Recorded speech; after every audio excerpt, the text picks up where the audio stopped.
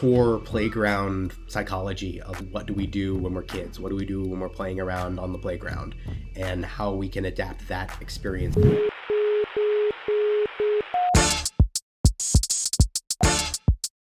Hey everybody, welcome back to Meet the Makers. Today I am joined by a very exciting guest. You may know him on TikTok if you're into 3D printing or 3D modeling, but what you might not also know is that in real life he is also a game designer, and secretly I think he might be related to Jack Black as well. So Joe, I am so excited to have you on today. Welcome to the Meet the Makers podcast. Hi, thank you so much for having me. Of course. As we jumped off to, you have a big background online in the 3D printing, 3D modeling space. How did you get into that whole side of things? I've always been interested in doing like 3D art for a long time. I've been working in Blender for, maybe i3. And I started building little things with that, started posting, hey, I'm working on this little project in TikTok. And those always started getting way more views, way more. Like I started to like tap into that community and started meeting people, started getting like more of that.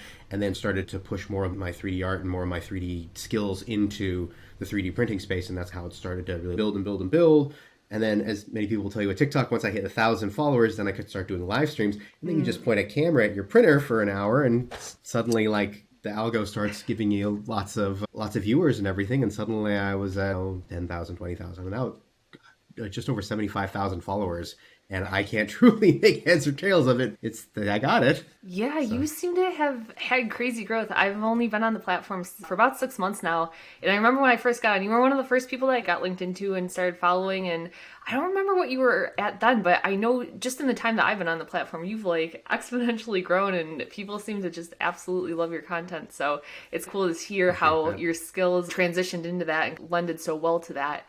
With your background in more traditional digital design, have you found struggles as like you've gotten more into doing 3D modeling? Is it a different process of how you have to work on that to make it like, I guess, actually work in the real world when you're printing it out? Is it a different process than when you're just working in the digital world? Obviously, there's a lot of things you don't have to consider when you're in a totally virtual space. You don't have to worry about overhangs. You don't have to worry about conflicting geometry or everything. But if you know you're making something that is going to be for 3D printing, then you approach it slightly differently. You try to do much more straightforward, what you would call like block modeling, where you're basically like, I'm building it out in simple geometry and then building and building around that, but not doing a lot of, let's say, joining. So if I put two spheres next to each other, if I join them in 3D modeling, then they just will be perfectly fine. But if I want to print them, it will know that it has that same geometry on both sides.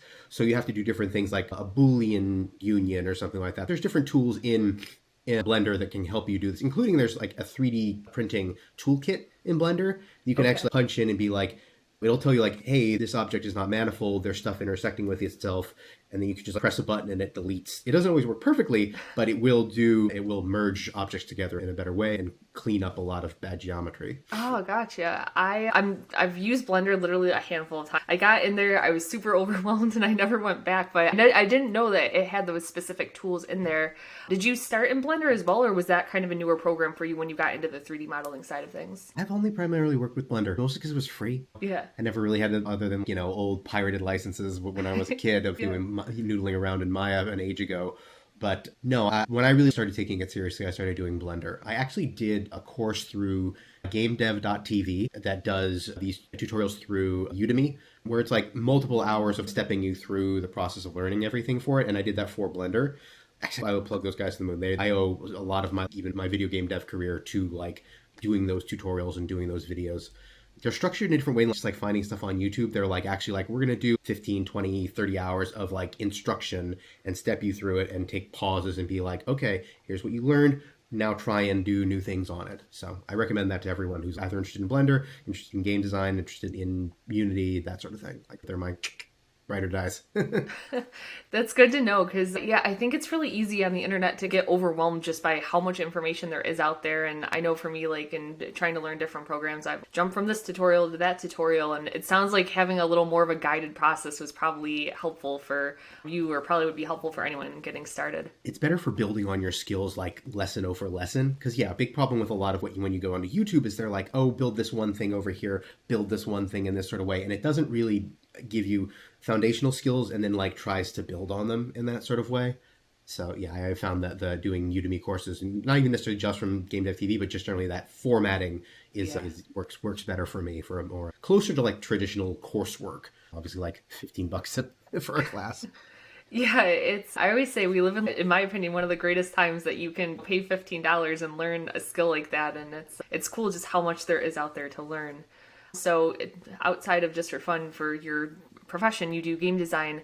I think for so many people, that's like a dream job. How did you get into that line of work, and what was your experience in starting that? It's still my dream job. Yeah, so I've been in the video game industry now for 17 years. Wow. I started working night shift at Blizzard, working on World of Warcraft, testing it from 7 p.m. to 4 a.m. I got my foot in the door on that, mostly because I saw a posting for it online on the Blizzard website, and they were like, do you want to get paid to play WoW from 7 p.m. to 4 a.m.? I'm like, I'm doing that for free. Heck, I'm paying you for it. So I applied for that role, and I was still in college, I was like 19, and got it, and it consumed my life. I was building my way through QA. I got my way up through what we would call the trenches, going through that. I became a QA lead. I worked a bunch on Hearthstone. I worked on WoW. I worked on StarCraft. And then actually for a long time, I was planning to be a producer, which is a different game role where you're like managing, scheduling, everything, mostly because that's what QA has you do. And then I really started I'd always been a jack of all trades. I'd always known a little bit of 3D design. I was a little bit of art. I was a little bit of programming, and started learning all these little skills. And I realized then that game design actually is what served the best for that.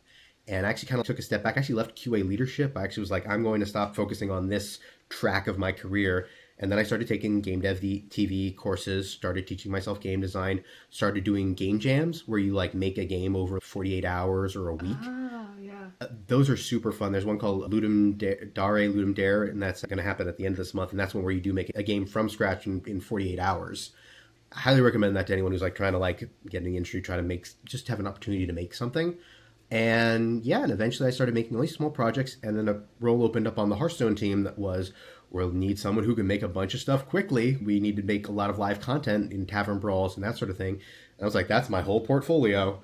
I ended up getting that role. And one thing I always tell people with that role in particular, it was actually a mid-level role, not an entry-level role when I applied for it. And they made an associate, they made an entry-level role for me because they liked my package and my application so much. And actually, something I recommend to a lot of people. There's 1,000 people who will apply for an associate level, an entry level role. Not a lot of people will apply for that mid level, and that actually put me in this like smaller pool to be. I was not competing with 1,000 other people trying to get their foot in the door on this. I was telling them like, I just want you to see my submission. I want you to see my portfolio. This is what I'm interested in, and if I don't get this on this one, I'm going to get the next one. But yeah, I ended up getting that role, and then worked at Hearthstone for a few years making tavern brawls. I did a lot of stuff with our in-person play where we had people like go to like bars and stuff and play in person. We called them fireside gatherings. They were really awesome.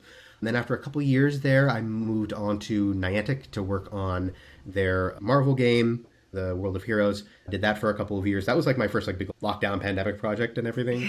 Yeah. And then from there, people I knew from Hearthstone had moved over to Teamfight Tactics at Riot, and were like, we need people that can build a lot of stuff quickly. We need your skills. We need you. And it's like, all right, twist my arm. And ended up moving over there, and I've been now at Riot for about a year, and I've been working on Teamfight Tactics, and that's the grand. And then I got a 3D printer and got really into that, and started realizing, wow, a lot of my skills also translate really well into that, including being able to pitch ideas and describe my process and everything, which is very important in game design, very important to talk about. I want this thing to work in this way because this works, and this is why it's important. This is why it's interesting. And that's a lot of the energy I try to bring to my TikTok videos, a lot of that same sort of process breakdowns.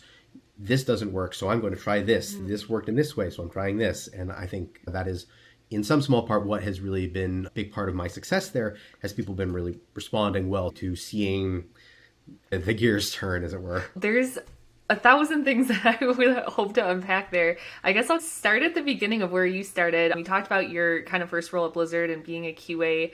I'm not sure if this is Hollywood's like version of it and if this is any accurate thing, and hopefully you've seen this movie, but the thing that comes to mind for me is Grandma's Boy, if you're familiar. Yeah. Is that any sort of accurate representation of being a QA, or how does that kind of play into things? No. We made fun of it relentlessly, especially about a lot of the way it presented it. Was really like, the big thing with QA you do most of the time, especially at this low level, you do checklists. You are mostly, yes, you do play the game to understand things and suss out bugs, but most of the time you are like given a packet of, when I started, it was a packet of paper. Now it's all in like websites and everything, but it was literally like a stack of paper. It was like, here are all of the paladin spells, or here are all the mage spells. Fireball rank 1 does 10 damage. 10 damage. Check. Fireball rank 2 does 20 damage. 30 damage. Oh, that's a bug. It's supposed to do 20 because this is there. And then you write it up, and then you go through the whole dance on. And it's just a lot of detail work and a lot of trying to figure out ways to push at the edges of the game. And yeah, but it was a great experience working with that team, going through. I really saw Blizzard QA in particular go through a lot of growth over about 8 to 10 years. It just became much more of a professional team, really started taking things more seriously. But yeah, always it all still came back down to running checklists, making sure bugs got, because like you would write that bug and then the developer would fix it and then they'd send it back to you, and then you had to make sure it worked and make sure the fix went through correctly and didn't break other things. And yeah, that was a lot of that experience. Interesting. I work in software myself, so I'm familiar with the QA process. When you're testing something like a game as big as I don't play, but I know it's like a very extensive game. Yeah. How do you like go about testing things to, I guess, verify that, like you said, one piece of it doesn't break another piece? That had to be a really extensive process there? Oh, definitely. And we had it all broken up into like you as a tester, and you report up to a specialist that is in charge of a certain amount of content. Specialists report to leads report consistently. Like that was whole, like there was a whole hierarchy. It had a very military aspect to it as well. Very much this is how you like communicate. This is how you manage things. But yeah, the specialist would be like, okay, I'm in charge of all the environments in WoW. So I'm doing making sure all the trees are flush with the ground. Here's a list of all the trees in the game. Go find them and make sure that they are all flat with the ground. And like that would be your task for the day. And they would be the ones that would plan out to be like, and then when you're a specialist, you are planning out and making sure you're creating these checklists and that they are covering things correctly. And then you report up to your lead, make sure that and then they know that the specialists are covering everything. It all goes up that level of coverage and accountability and like racy, that sort of thing. Yeah. Very interesting. I guess to back up even more on that, it sounded like almost you had stumbled upon it at the time when you were in college. Were you studying to go into a field like this, or did this kind of just come out of left field that this is how your career ended up going? No, so even going further back, in high school, I was in a magnet program called the Media Communications Academy inside of my high school. I grew up in the San Francisco East Bay area, a little town called Newark that nobody's ever heard of, Fremont, Oakland area. But it was really cool. It was really like revolutionary. This is in 2000, 2002, where they were doing all your homework is on computers. Revolutionary at the time. Like we were on Macs in our classrooms. And the big thing was they taught us a lot of PowerPoint. They taught us Photoshop, like video editing. And I was really passionate about film and editing and that sort of thing. And then I actually went to college for film was the plan. I went to Cal State Long Beach. And then I got there and they were like, you can't even take a film class until you've completed like 2.5 years of prerequisites. And I went from every day I was in an editing booth till I'm not doing anything. And I was like getting like creatively starved in a lot of ways. And then I found this with QA. I applied on a lark for the most part and thinking there's no way they're going to take me with next to no experience. But they did, and actually a lot of those skills that I got from the magnet program, working in Photoshop literally since I've been like 16, really benefited me there. I do so much PowerPoint stuff for like game design and figuring all that. It all goes back to that little high school program. I hate to age both of us, but be like, oh, it's a different time than it was back then. But would you say, I guess, as somebody who works in the industry still, for somebody who maybe wants to go down that path, do you feel like it's something where like they need that formal college education background before getting into it, or can you go your own route about it? I'm a strong proponent, and also, I feel an example. I'm just like Spielberg, I'm a proud Cal State Long Beach dropout. But no, I don't feel it's valuable. And there's a few schools that have really robust game programs that I'd recommend. USC, DigiPen have actually built out their video game program. NYU has a really great video game program as well. And everyone else, it's like, you're better off really just like learning on your own and really building. I think if you're anything like me, self-directed learning is the best for that sort of thing, because you can go off and do your own work and build stuff. And it's why I always recommend like game jams, honestly, are the closest to like real game development to anything, because you have a time limit, you have limited resources, you have to really work leanly. And I think, and you have to finish. That's the big thing. Like, I've known plenty of people who like have got this like grand game design idea and they've been working on it for years and years. And it doesn't go anywhere. What's more valuable, specifically for the industry, is like being able to be done. Like, I was even telling you before we got on this call, like I was working on Champions today on a big project for TFT, and it was just nice to be able to, there's some things I can get done in a day and some things that take me a week, and it was so nice to be done with something that took me a week and be able to like, you know what, it's not perfect, it's going to have these many flaws, it's going to have these issues, but I can be done. And that's a professional development skill. Yeah. That you learn a lot from game jams.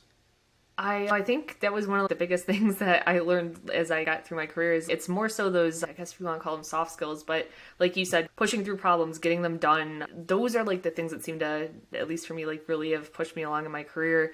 One of the things I heard you say like from position to position that seemed to have people draw you in, like you said, they're like, come with us, was being that person who can just iterate on things fast. Would you say that in this industry, that is that like something that's a really sought after skill, is maybe like speed over perfection? There's a certain level it needs to be a perfection, a certain level it needs to get polished and everything. But yes, having the ability to quickly take in feedback and iterate is very valuable. To very much be able to see something that's, this wasn't clear, okay, I'll add, this was too hard, okay, I'll make this easier. And be able to like quickly turn that around and then continue. We talk about this this is any design, is about the feedback loop of how quickly can you manage that. So yeah, that's a valuable skill. And it's a valuable skill inside of the 3D printing as well. Being able to quickly turn around and be like, oh, this part isn't working. Okay, what do I need to do to make it work? What do I need to do to, there's bad geometry here. Okay, we'll fix it. And a lot of that dovetails together. Yeah, I know one of the projects you've recently been working on is your Modoc Helmet, which if people aren't following you, they need to go follow you because it's really cool to see it coming together. And I think maybe it was just today or yesterday. It was recently. Oh, there it is. Perfect. It was just recently I saw you were posting on it and you had your first iteration of it and then you printed it, you tested it, you're like, the magnets aren't fitting right. I'm going to re-articulate how the arms are going in. I guess for you, have you found like in your career, I guess you've talked about it a little bit, but has that been a big thing guiding you in 3D printing of like how to do that progressive iteration on these different things? Yeah, absolutely. It is all about finding how to make it the best way you can do it, how you can improve upon your designs, how you can improve upon the models and everything. And you just need to like, and sometimes you just need to print it. Sometimes you just need to try it out first. Like this thing here, like it was there. I mean, I know this might be an audio thing, but if here's for the visual aspect of it, when I wanted to first pull this together, I always knew I wanted to do magnets, but I wanted to try it out first and build it and see that the magnets could hold the weight. And they can well enough, but I'm still improving it. But yeah, I basically hot glued magnets to keep the piece together. But because of that, now the pieces are like have this large gap between them. A thing I'm implementing or a thing I'm iterating on is adding a cavity into the model so that the magnets can get socketed in. And that's a lot of, I got to take the measurements for the magnet. I got to make sure that inside of the model, things are the right size. And yeah, just keep going back to the project. Again, I think that is this is design. This is 3D design, 3D modeling design, 3D printing design, but it's design. And yeah, a lot of the skills that I have built over years of working in games, years of working in that sort of thing really do serve me well. They apply. It's sticking in the tune of your Modoc helmet. I love seeing the videos online, like just seeing the reaction of other people. Like people seem really excited about it. Do you have plans to do like conventions, or do you have, I guess, an end place that you're hoping to showcase this, or is it just a fun project for you? The most level, it's something just fun for me. I mean, like a lot of like my showcase is on TikTok, is online. Yeah. I definitely think this one I might take to the Comic-Con just for fun. I have a thought of wearing it with just a black turtleneck or something, and then having that be the full costume and everything. Because yeah, people seem to really like get a kick out of it. It is definitely, I think, is very indicative of the sort of design that I like doing. It's a little bit goofy. It's certainly whimsical. It's a little bit campy. It's a little bit weird. And that's sort of, if anything, my big brand. The sort of stuff I like making for myself is that weirdness. Have the projects that you've worked on in your professional life, have they influenced your personal design style at all? Or would you say that's really something that kind of has always been more so your aesthetic naturally? It's more so my aesthetic naturally. I've always tried to make stuff that's a little bit weird, a little bit out of the normal way of doing things, which has certainly served me well. People want to see something different. People want to see, and there are very often I will sit with something and be like, do I want to do this, or has everyone else already done this? Is this already out there in a million different ways? Or will people appreciate my take on it in some way?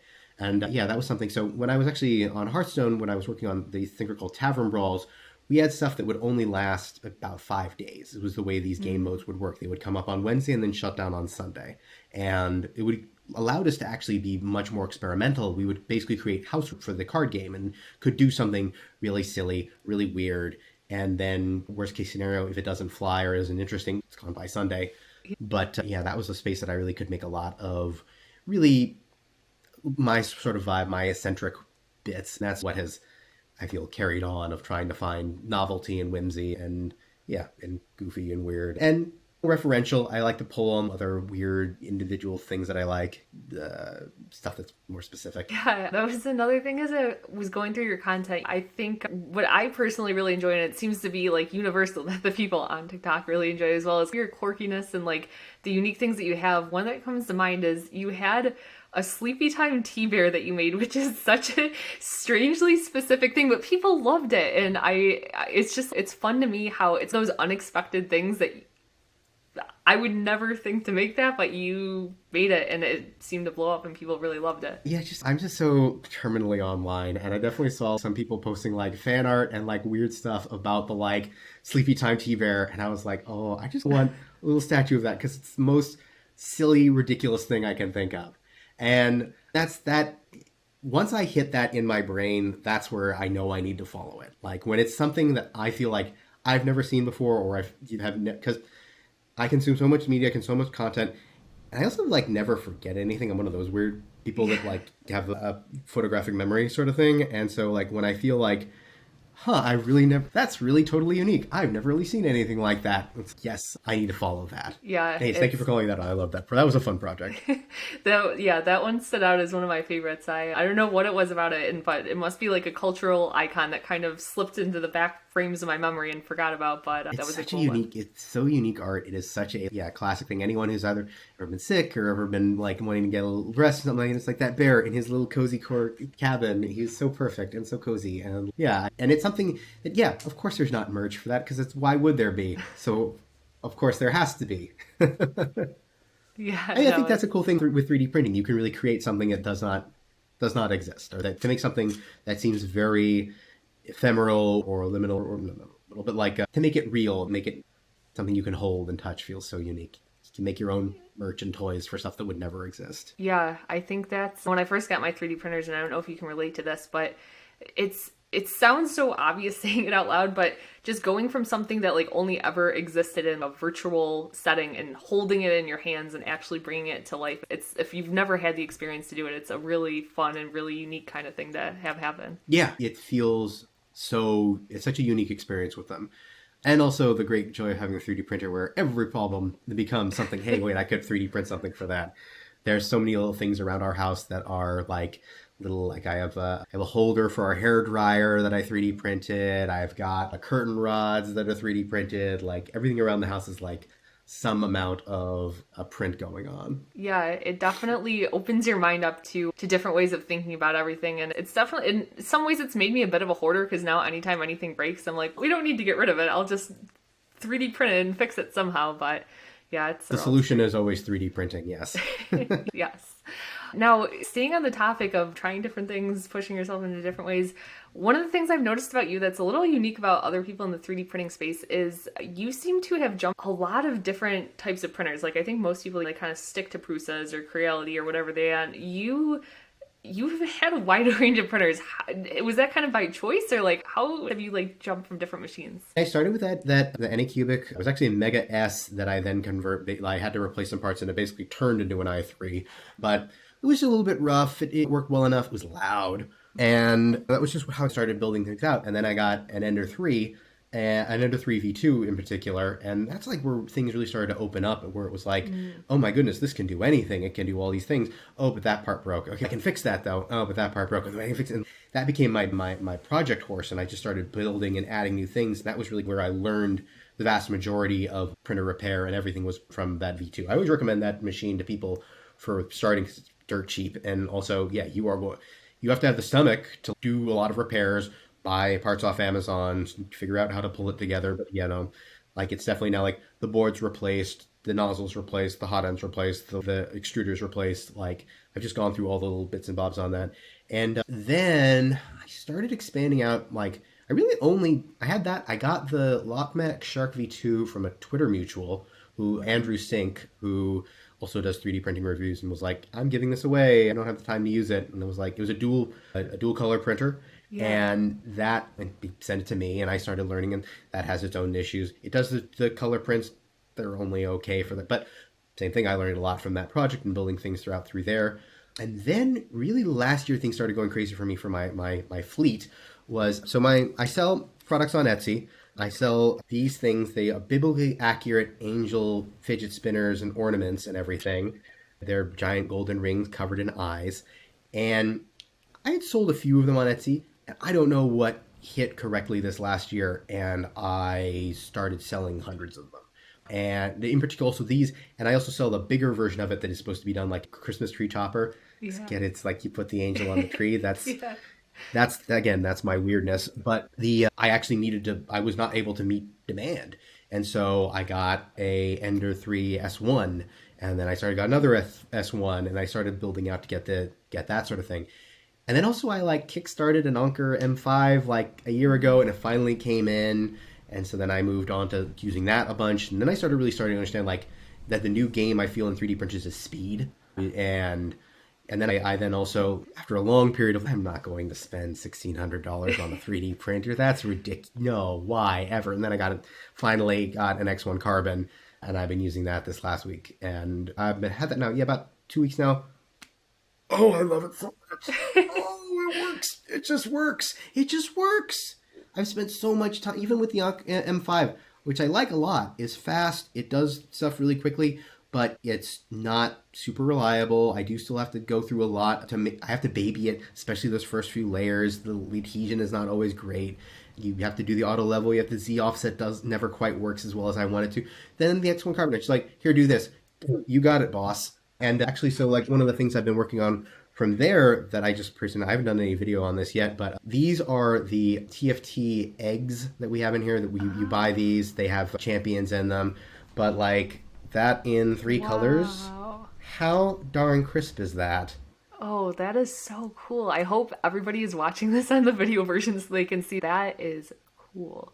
Yeah, so I'm in love. I wouldn't say it's a lot of money to get it. And if you want to do the P1P and get the AMS is the magic. And I've seen other printers. I've seen even Creality has been coming out with, the K1s, their version of it. It doesn't have the AMS. This is what it really separates it. It's a really great, reliable printer, even just for single color. But yeah, this is blowing me away in what it can do in multicolor. Especially coming off of the Lockmax, which was everything bled into itself. You had to have a purge tower as big as a sewer pipe to not have the colors bleed into each other. I was really hoping you were going to come on here and be like, yeah, I got the X1 Carbon. It wasn't all that, but... It's all that. I hate to break it to you. I know. I wish I could tell you that too. I wish I could tell you it's an incredible machine. Yeah, it's always in the back of my mind. I'm just a hobbyist. I don't sell anything, so in my mind it's a little hard to justify me buying it, but man, they're so cool. I might need to add one to the collection. But touching back to your biblically accurate angel eyes, first of all, loved that file. Around Christmas time I was printing a tree with all different creators' files, and you had actually sent it over. It was super fun to me, and I just loved that file. But I noted it seemed to be that you had really grown your collection of printers quite a bit in that rush that you got from Etsy. For people out there, I guess, when you're getting these orders just flooded in and things like that, what's the process in your mind of thinking, I guess, how do you decide expanding your printer collection versus maybe throttling your orders? What was that whole time frame like for you? You just think about it in both ways. Especially if I'm out of town, that's a big thing. Never shut down your Etsy shop. If you do that, it you get punished by their algo and never found again. But if you can set your delivery times out to a longer period to be 5-7 days, and then it shows you pretty clearly this is what you need, the order you need to ship things in. So it's a lot of keeping on top of that and and it got to a point where I realized I need to have X many machines to start keeping up with that. But yeah, I really just figured out what my output needed to be and what I was pulling in on that. It also got to a point if I overbuy a printer, I can return and figure it out from that way or sell. We have a very lively wanting to sell board. So I've honestly bought things knowing me you know what, if I don't like it, I can probably sell it back to my coworkers for maybe 10% off of what I paid for it. So interesting. So do you have a lot of coworkers who are also in the 3D printing space then? yeah, we have a whole channel at work that's like of Wow. 3D printing hobbyists, all kind of like passing back feedback on stuff. I actually did the thing recently where you do the paver block to cut down on noise on your printers, especially on the Yeah. X1 Carbon. And it was like a guy at work was like, I've got extra paver blocks coming, who wants them? And so we share back and forth on that. Oh, that's cool to hear that you have a whole community at work who is also into that. It should not be shocking that at a many thousand company of nerds, we got some more 3D printers. Yeah, I guess that checks out. You touched on the Ender 3 V2 being like a good printer for beginners. I agree. That was what I started on, and you definitely do a lot of tinkering, but I think, at least for me, like I learned so much from constantly tearing that machine apart and putting it back together, which is a good thing. Of your other printers that you have, do any of them stand, I guess, any other recommendations of like different places in the hobby where you might suggest one of those machines or not suggest one of those machines? That's definitely your starter one. I've never used Prusa, so I can't really speak too much on those. I know they are well loved in that space as well. Yeah. And also, similarly, like to what I love about the X1 Carbon of it, like it just works, and it does not require the level of maintenance that the other machines do. But yeah, I've been really enjoying. Honestly, I have no issues with my S1s, and I've used two of them now and back to back, and they have given me no trouble. Their bed leveling works well. Their prints come out nice. Obviously, they don't have the speed really. Although I know if you have the Sonic Pad, I know you use the Sonic Pad, but supposedly if you have the Sonic Pad, they can go closer to 200. They can go a lot faster than a stock. Yeah. But I haven't done any. I think that might be my next phase of tinkering. I might want to try out the V2 and see if I can get Clipper and go faster and everything like that. I've done already Octoprint, so I already have some experience with using a Raspberry Pi to like connect in and everything. But haven't gone for speed on those devices yet. Yeah, the Sonic Pad, I think maybe I was not the right customer for it. I think that there's people who really love to perfect them and configure them perfectly, and I think for those people it's like an awesome product. And I was pretty early in like the early phases of getting it. There was a lot of updates that kind of iterated out in my time of having it, and I had on and off issues. But yeah, the Sonic Pad, if anyone's listening to this and not familiar, it's essentially like a plug and play interface for Clipper.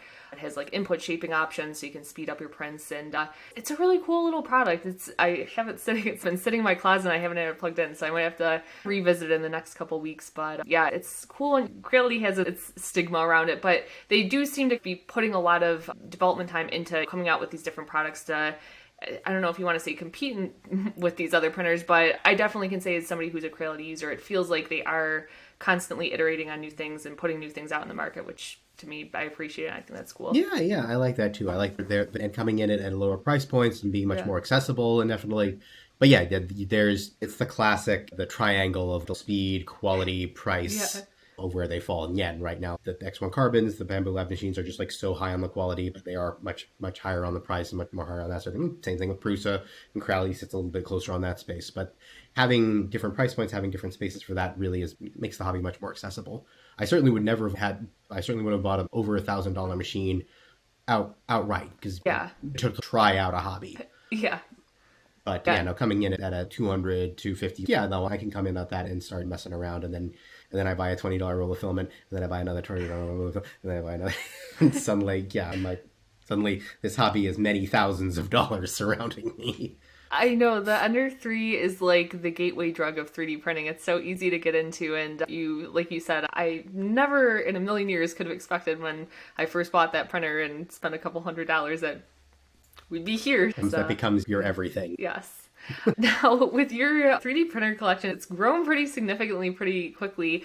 Is your wife ever like enough with the printers, or how do you manage that living with somebody else who maybe, I guess, is she a 3D printing fan herself as well? Not necessarily, no. I did a video on this, but our sort of long-term agreement is I can bring more printers in as long as you can bring more plants into the house. Oh, okay. Is our agreement on that. And actually, I have been reducing the fleet. Since I bought the X1C, I've been moving more of my stuff in the Anker. I got rid of one of my S1s.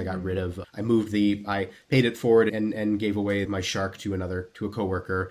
Okay. Same sort of thing. Here's the issues with it. Here's how we know about it, and pay it forward when you're done with it.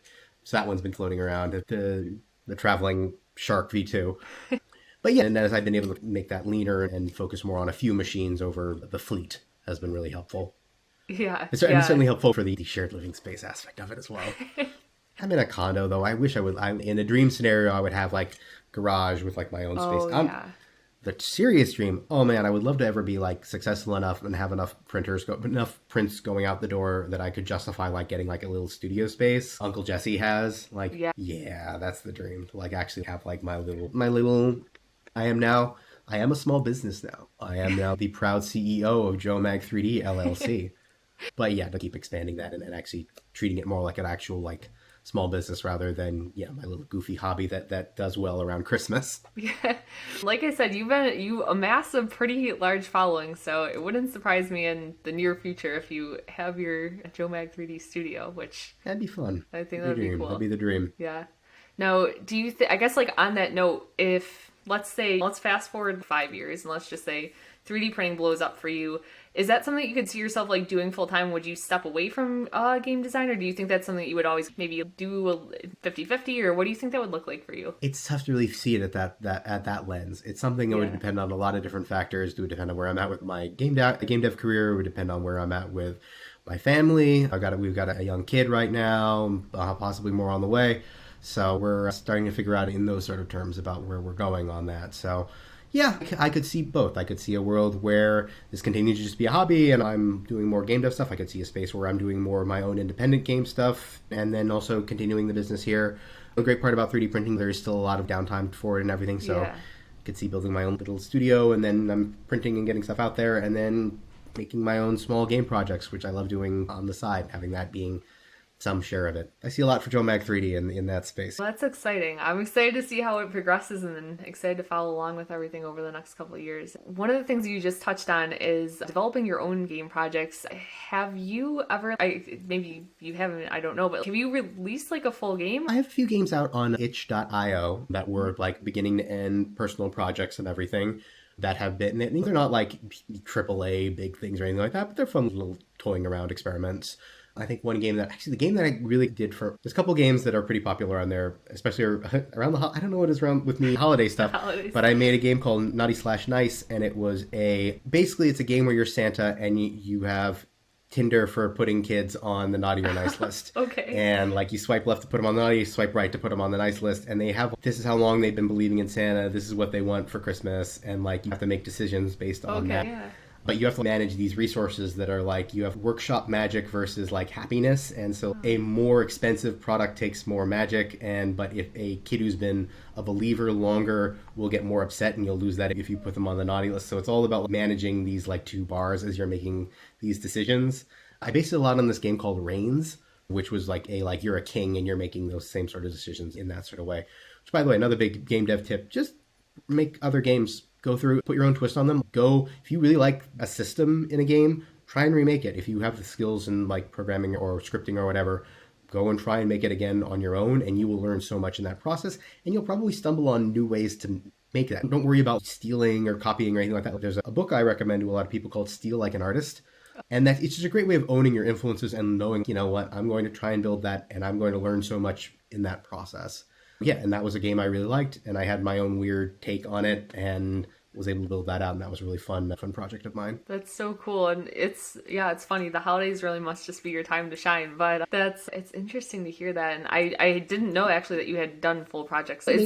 Made in jams. That one was made in about a month. Other games I made over weekends and everything, so it's nothing that I've poured nothing that's like a big project or anything, but definitely like stuff you can play. JoeMag.itch.io. Well, I know what I'm doing later then.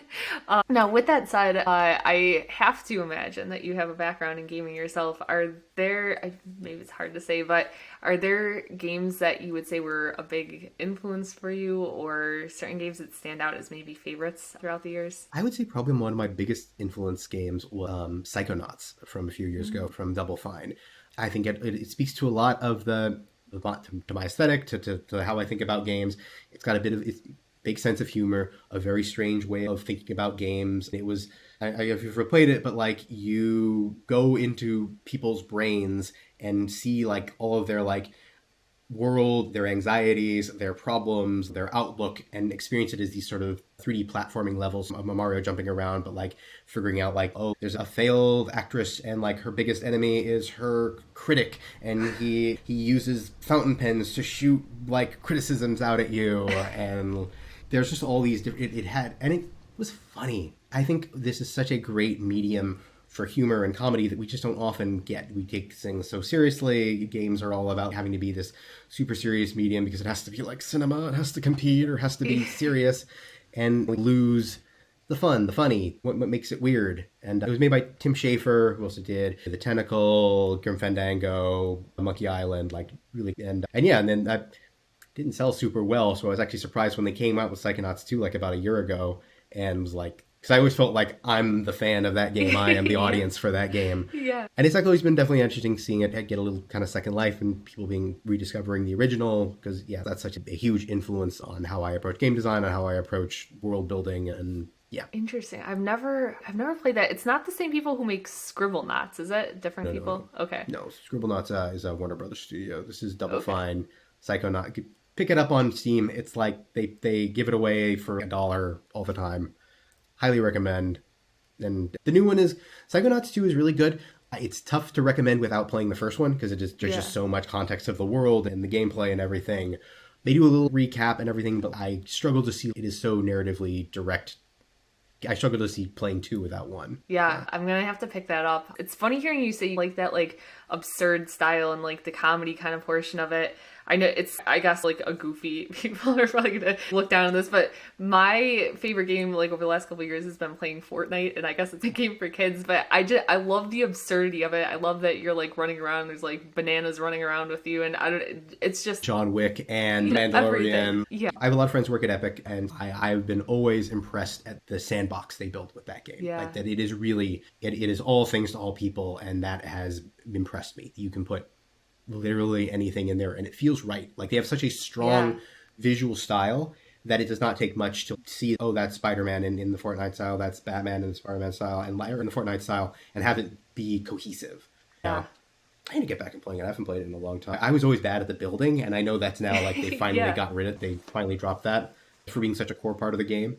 But yeah, I'm just impressed at. I also think they have really built when they talk so much about the metaverse and everything. I think they have built like one of the best metaverses out there. One of the best, like, you go here to hang out with your friends, to play, to enjoy the space, to experience, like, without it being an MMO, without having that sort of long-term progression or all that sort of thing. Just like, here's a fun place to go do fun things. Like, and that is, that impresses me so much as a developer and as a gamer. Yeah, I wouldn't necessarily consider myself a gamer, but I had always been into gaming. I never got super into playing online, but that was the first game where I really played online. It was the first time where I was like, it was crazy to me that I would play a game and leave. I'd play 10 matches back to back with somebody, and I like felt like we were friends at the end. And that was, like you said, it was kind of just a cool experience where it was almost somewhere you could just go to hang out and still have fun playing a game. But it was a fun experience. The social experience is just so incredible. Yeah. And yeah, it just works out so well. Play games with your friends. So much of this ties back to like core playground psychology of what do we do when we're kids? What do we do when we're playing around on the playground? And how we can adapt that experience into gameplay, mechanics, systems, and everything. And yeah, and Fortnite has just done such a great job of that. And it's one of those, the great beautiful design is invisible. There have been great pains to have that flow where you're just playing with these people over and over again and having a great time and building those social bonds. That's the dream. Yeah, they executed beautifully on it. I love it. I guess a final thing that we'll leave with today, we've talked in and out about your experiences in working in the industry, formally working in the industry as a hobbyist, as maybe the person who's listening to this and they really want to be a game designer, or maybe they're doing a more traditional path, but they want to lean into some kind of creative field. Do you maybe have advice for that person, and I guess how they would start to go down that path? My biggest advice is make stuff. Start building out your portfolio, start creating things, whatever it is. If it's art, if it's design, if it's 3D modeling, if it's anything, just get out there and start making it. And if you don't feel like you have the skills out there, find the ways to get the skills to make the stuff you want to make. And you will, through that process, find things you like making, things you don't like making. And that's how you will define your skills, your aesthetic, your design sense. Like, it is all about a sense of making stuff. And it will never, and the first stuff you make probably won't be great, but you will learn so much from it. And the next thing you make, you will take those lessons and be better and improve upon it and build and increase and iterate. Like, you will learn that. Do not dither in idea space. Do not dither in conceptualizing. Do what you need to do to start putting pen to pencil, filament to nozzle, cube to 3D model. Start making. I think that's great advice. Joe, I had such a great time talking to you today. It was so interesting learning about you and learning about your projects and everything that you work on. For people who, for whatever reason, aren't following you already, can you let them know the best places on the internet to find you? Sure. I'm JoeMag_games on Twitter. I'm JoeMag3D basically everywhere else. I'm JoeMag3D on Instagram, on TikTok. That's my main place for everything. Starts on TikTok. I am now been starting to do the cross post on Instagram, onto YouTube. But that is all again with one word, JoeMag3D. Awesome. Get out there and find me. I'm about to also launch Patreon, but that's coming in the next week or so, where I'm going to be posting the Modoc files. I'm going to be posting a lot of my spinners. I'm going to be really start getting. It's also going to be I'm starting to dabble with the this is something that you can sell if you want to sell it. But yeah, be on the lookout for that. That's exciting. I know a lot of, I see in your comments and a lot of people have been hoping that you were going to do that. So if you're waiting, this is the time. Soon. Joe, thank you again. I appreciate you coming on so much. And with that said, that is our episode of Meet the Makers.